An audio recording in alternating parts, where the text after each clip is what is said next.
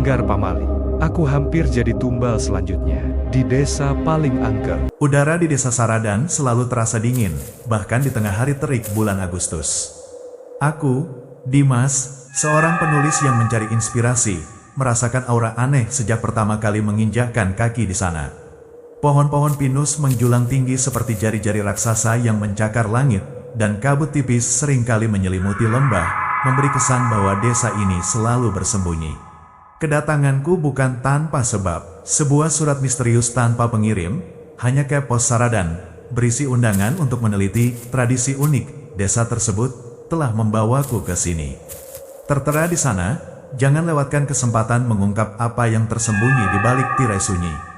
Sebagai penulis horor, undangan ini terlalu menggoda untuk diabaikan. Aku menginap di sebuah losmen tua di pusat desa, satu-satunya penginapan yang tampak berfungsi. Pemiliknya, seorang wanita parubaya dengan tatapan sayu bernama Bu Lastri, menyambutku dengan senyum kaku. "Selamat datang di Saradan, nak. Semoga betah," ucapnya, namun suaranya terdengar seperti bisikan angin di antara reruntuhan. Malam pertama di Saradan, aku terbangun oleh suara gemuruh yang berasal dari luar. Bukan gemuruh petir, melainkan seperti suara ribuan kupu-kupu raksasa mengepakkan sayapnya. Penasaran, aku mengintip dari balik tirai jendela. Jalanan desa gelap gulita, hanya diterangi oleh obor-obor yang dibawa oleh beberapa penduduk. Mereka berjalan perlahan menuju hutan di ujung desa. Wajah mereka tertutup kain hitam, tak ada suara yang terdengar kecuali gemuruh sayap misterius itu. Jantungku berdebar kencang. Ini bukan tradisi unik yang kubayangkan, ini adalah ritual. Ritual yang terasa sangat salah. Aku merasakan hawa dingin merayap di punggungku, lebih dingin dari udara Saradan itu sendiri. Sebuah bisikan seolah melewati telingaku, "Pamali, Pamali." Pagi harinya, aku mencoba menanyakan perihal ritual semalam kepada Bu Lastri. Namun, setiap kali aku mengungkitnya, ia mengalihkan pembicaraan atau pura-pura tidak mendengar. Wajahnya yang semula sayu kini tampak lebih pucat, seolah baru saja melihat sesuatu yang mengerikan. Aku memutuskan untuk tidak memaksanya. Jelas ada sesuatu yang disembunyikan. Aku memutuskan untuk menjelajahi hutan yang menjadi tujuan ritual semalam. Jalan setapak yang kulalui semakin menanjak, diapit oleh pohon-pohon besar yang saling berpelukan, menghalangi cahaya matahari. Udara semakin dingin dan lembab. Suara binatang hutan pun nyaris tak terdengar, seolah hutan itu sendiri menahan napas. Beberapa jam kemudian, aku menemukan sesuatu yang membuatku berhenti. Di sebuah area lapang yang ditumbuhi lumut, tergeletak sebuah patung kayu berukir aneh.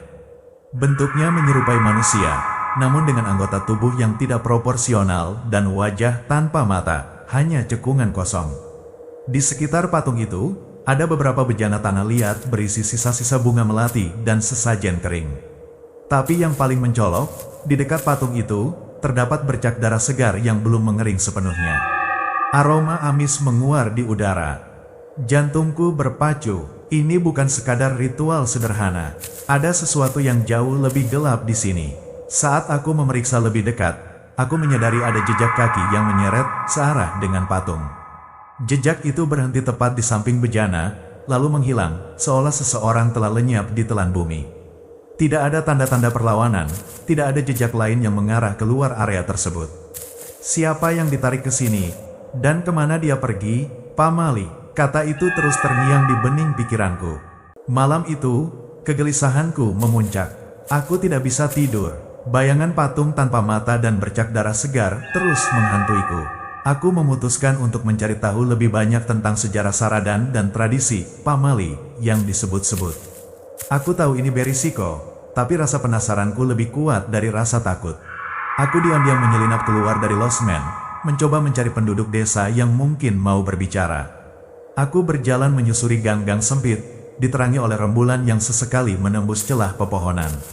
Akhirnya, aku melihat cahaya redup dari sebuah rumah tua di pinggir desa.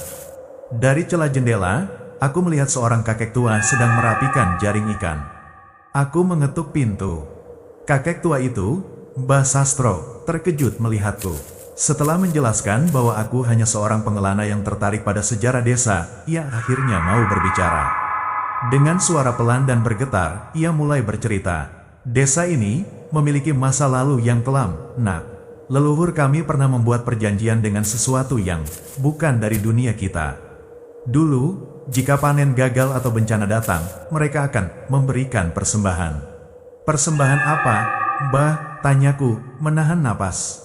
Mbah Sastro menatapku dengan mata nanar. Tumbal, darah, untuk menenangkan yang menjaga desa ini. Pamali tumbal, mereka menyebutnya. Sebuah tabu yang tidak boleh dilanggar. Jika tidak, yang menjaga akan mengambil lebih banyak. Ia bercerita tentang anak-anak muda yang menghilang tanpa jejak setiap beberapa tahun, terutama saat bulan purnama. Tubuh mereka tidak pernah ditemukan. Ritual yang kulihat semalam, Mbah Sastro menjelaskan, adalah proses penyerahan yang sudah menjadi rahasia umum. Kain hitam yang menutupi wajah mereka adalah untuk menyembunyikan identitas tumbal, agar tidak ada yang tahu siapa yang akan dikorbankan. Aku merasa mual, jadi bercak darah itu. Kisah Mbah Sastro membuatku merinding. Aku mulai mengumpulkan semua informasi yang kudapat.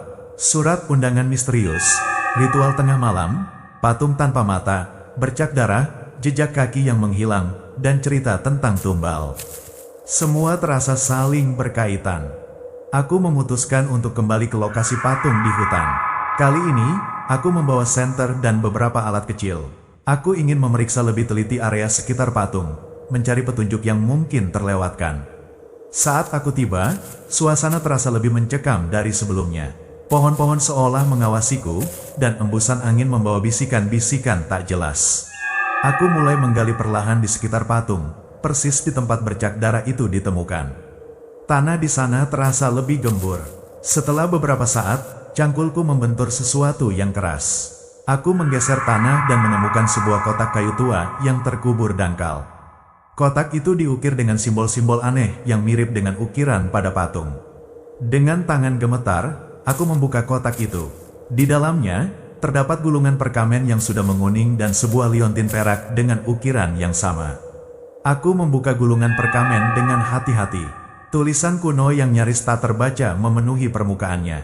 Butuh beberapa waktu, namun aku berhasil mengurai beberapa kata. Darah pemuda, jiwa tak tenang, tumbal, gerbang, bawah tanah. Kalimat, gerbang bawah tanah, membuatku terkesiap. Bisikan yang kudengar semalam, pamali, kini seolah semakin jelas.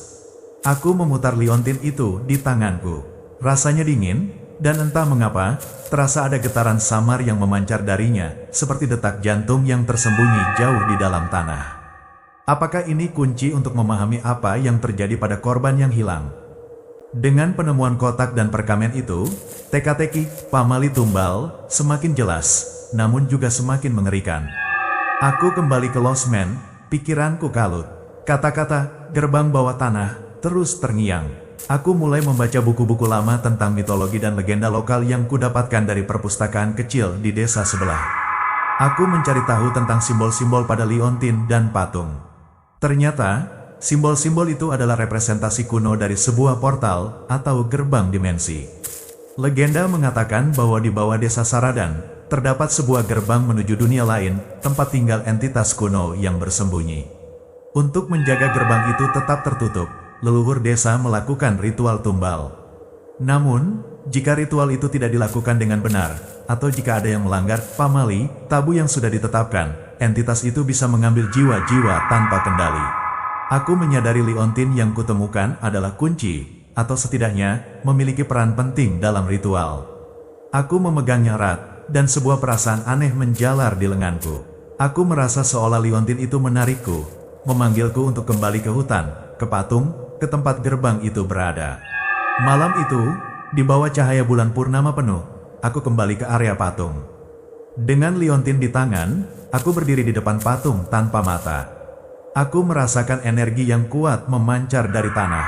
Tiba-tiba, liontin di tanganku bergetar hebat dan mulai memancarkan cahaya redup. Simbol-simbol pada patung mulai bersinar, dan tanah di depan patung mulai bergetar.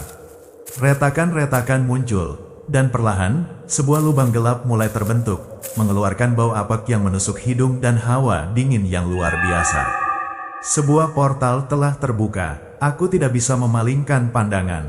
Lubang gelap itu semakin membesar, membentuk sebuah terowongan vertikal yang seolah tak berujung. Dari dalamnya, Terdengar bisikan-bisikan yang tak jelas, bercampur dengan suara erangan pelan yang membuat bulu kuduk berdiri. Aku merasa ditarik ke arah lubang itu, seolah ada kekuatan tak kasat mata yang menarikku masuk. Liontin di tanganku terasa semakin panas. Aku tahu ini gila, tapi rasa penasaranku terlalu besar. Aku harus melihat apa yang ada di sana. Dengan nekat, aku melangkah mendekati lubang itu, dan seolah ditarik oleh suatu kekuatan, aku terjatuh ke dalamnya. Gelap gulita menelanku. Aku merasakan tubuhku meluncur turun dengan kecepatan mengerikan, namun anehnya, aku tidak merasakan sakit. Tiba-tiba, aku mendarat di atas permukaan yang lembab dan licin. Bau amis dan apek semakin menyengat. Aku menyalakan senter, yang kulihat membuatku nyaris menjerit. Aku berada di dalam sebuah gua besar, dengan dinding yang ditumbuhi lumut bercahaya samar. Namun, yang paling mengerikan adalah apa yang tergeletak di lantai gua. Tersebar di berbagai sudut gua, ada beberapa tubuh manusia yang tergeletak tak bernyawa. Tubuh-tubuh itu tampak kering, seolah seluruh vitalitasnya telah dihisap. Wajah mereka membeku dalam ekspresi ketakutan yang mengerikan. Beberapa di antaranya masih mengenakan pakaian khas desa Saradan. Ini adalah para tumbal yang hilang. Jiwa mereka, yang disebut dalam perkamen, telah diambil. Dari kejauhan, aku mendengar suara isakan pelan, disusul oleh jeritan melengking yang menusuk telinga. Suara itu berasal dari ujung gua yang lebih gelap. Aku menelan ludah, ketakutan mulai melumpuhkanku. Tapi aku harus tahu, aku harus melihat siapa atau apa yang menyebabkan semua ini. Aku berjalan perlahan menyusuri gua, senterku gemetar di tangan. Semakin aku mendekat ke sumber suara jeritan, semakin kuat pula bau amis dan hawa dingin yang menusuk tulang. Akhirnya, aku tiba di sebuah area yang lebih luas di dalam gua. Di sana, aku melihatnya. Sesosok makhluk yang mengerikan berdiri tegak di tengah ruangan. Tingginya lebih dari 2 meter, dengan tubuh yang kurus kering namun terlihat kuat. Kulitnya berwarna abu-abu kehijauan, berurat-urat, dan kepalanya tanpa mata, hanya 2 cekungan kosong seperti patung di atas tanah. 2 tangan panjangnya memiliki cakar-cakar tajam, dan dari punggungnya, tumbuh sepasang sayap tipis seperti kelelawar, yang sesekali mengepak pelan, menciptakan gemuruh yang ku dengar di malam pertama. Ia adalah entitas kuno, penjaga Saradan yang disebut Basastro, yang menunggu di balik gerbang. Di kaki makhluk itu, tergeletak seorang wanita muda, tubuhnya bergetar hebat. Itu adalah korban terbaru, yang mungkin baru saja ditarik masuk melalui portal. Makhluk itu membungkuk, dan dengan cakar-cakarnya, ia mencengkeram kepala wanita itu. Aku mendengar suara retakan yang mengerikan, disusul oleh jeritan terakhir wanita itu yang kemudian perlahan menghilang. Aku menyaksikan entitas itu menghisap energi kehidupan dari tubuh wanita itu, menyerapnya seperti spons. Setelah itu, ia melepaskan tubuh yang kini tak bernyawa dan menyeringai. Seringai tanpa bibir, hanya memperlihatkan barisan gigi-gigi tajam yang mengerikan. Aku tersembunyi di balik sebuah pilar batu, berharap makhluk itu tidak melihatku. Jantungku berdetak tak karuan. Aku harus keluar dari sini. Sekarang, melihat makhluk mengerikan itu secara langsung, menghisap jiwa korbannya, membuatku sadar akan kegilaan pamali tumbal ini. Aku harus menghentikan ini. Tapi bagaimana? Aku teringat perkamen kuno. Di sana tertulis, gerbang akan tertutup jika kunci dihancurkan saat gerbang terbuka. Liontin ini adalah kuncinya. Aku tahu ini adalah kesempatan terakhirku. Aku harus menghancurkan Liontin itu, meskipun aku tidak yakin apa yang akan terjadi padaku setelahnya. Entitas itu, setelah puas dengan tumbalnya, mulai mengepakkan sayapnya dan bergerak menuju terowongan portal. Ini adalah kesempatanku. Dengan segenap keberanian yang tersisa, aku melompat dari persembunyianku dan berlari menuju patung di dekat portal. Entitas itu menoleh, cekungan matanya seolah menatapku, dan sebuah raungan mengerikan keluar dari tenggorokannya. Ia terbang ke arahku dengan kecepatan luar biasa. Aku tidak punya banyak waktu. Aku mengangkat Liontin itu tinggi-tinggi, mengarahkan ke bagian patung yang bersinar, dan dengan sekuat tenaga, aku membantingnya ke patung. Liontin itu pecah berkeping-keping, dan cahaya terang menyilaukan mata. Patung itu bergetar hebat, dan retakan-retakan muncul di sekujur tubuhnya. Suara gemuruh memenuhi gua, dan terowongan portal mulai menyempit. Entitas itu menjerit marah, tubuhnya terpental ke belakang, seolah ada kekuatan tak kasat mata yang mendorongnya. Gua itu mulai runtuh. Batu-batu besar berjatuhan dari langit-langit. Aku berlari sekuat tenaga menuju portal yang semakin mengecil. Aku merasakan hawa dingin yang luar biasa dan tarikan kuat yang mencoba menahanku di dalam. Namun, dengan sisa tenaga terakhir, aku berhasil melompat keluar dari lubang yang kini telah menutup sempurna. Aku terengah-engah, tergeletak di atas tanah di hutan Saradan, di tempat patung itu sebelumnya berdiri. Patung itu kini telah hancur berkeping-keping. Udara di sekitarku terasa lebih bersih, lebih ringan.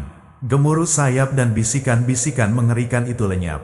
Malam itu, untuk pertama kalinya sejak aku tiba di Saradan, aku merasakan kedamaian.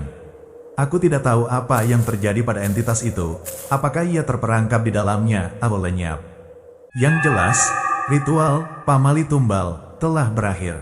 Desa Saradan mungkin akan selamanya menyimpan bekas luka, tetapi setidaknya tak ada lagi yang akan menjadi korban. Aku, Dimas, telah mengakhiri kutukan itu.